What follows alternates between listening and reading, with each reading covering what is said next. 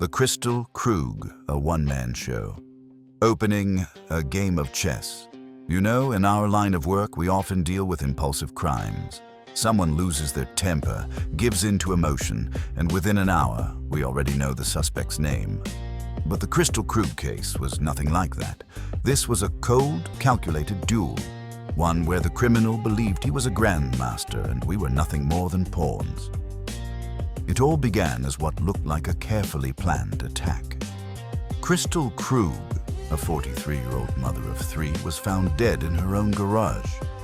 And her husband, Daniel Krug. At that very moment, he was driving to work, just minutes after everything had happened. For 4 months, he had been building this plan. 4 months creating fake identities, manipulating his own children, and preparing the perfect scapegoat. He was certain we would spend weeks chasing a ghost. The stalker who never existed. Long before the tragedy, we already knew about Crystal. She lived in constant fear, convinced she was being stalked by an anonymous enemy. We checked her car for tracking devices. Found nothing. In September, her husband Daniel reported a break-in. Supposedly, someone had jumped the fence and stolen a house key. No one knew at the time that this was Daniel's first move, his way of preparing access to the house. 9 days later, the real terror began. Crystal started receiving messages from Jack Anthony Holland, a man she hadn't spoken to in over 20 years. The messages were insulting and threatening. She was terrified.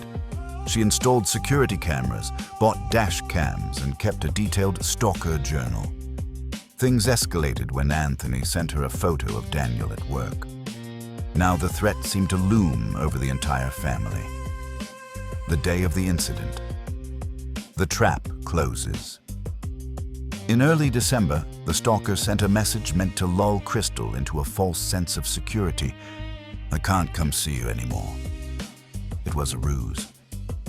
That morning, after Daniel left for work and Crystal dropped off the children, the attacker approached the house, covered the camera with painter's tape, and entered. When Crystal returned and pulled into the garage, she was attacked. Later, Daniel played the classic role of the worried husband. He called everyone, saying his wife wasn't answering her phone. By the time police arrived, it was already too late. In Crystal's purse, they found a self-defense spray, unused. She never had the chance. A one-man theater. When Daniel arrived at the scene, he put on a performance. He sobbed, fell to his knees, screamed that he had failed to protect her. But something unsettled the detectives. It was crying without tears. The acting was too deliberate, too theatrical. What emerged later was even more disturbing. The oldest daughter revealed that the stalker had been messaging the children as well. He told them their mother was plotting something against their father. Daniel wasn't just planning a murder. He was trying to destroy their mother's image in the eyes of her own children, casting himself as the sole victim, technology versus lies. While Daniel played the grieving widower, forensic experts examined the Google Nest system. They discovered that all the home's cameras were manually turned off via the app at exactly 8:15 a.m.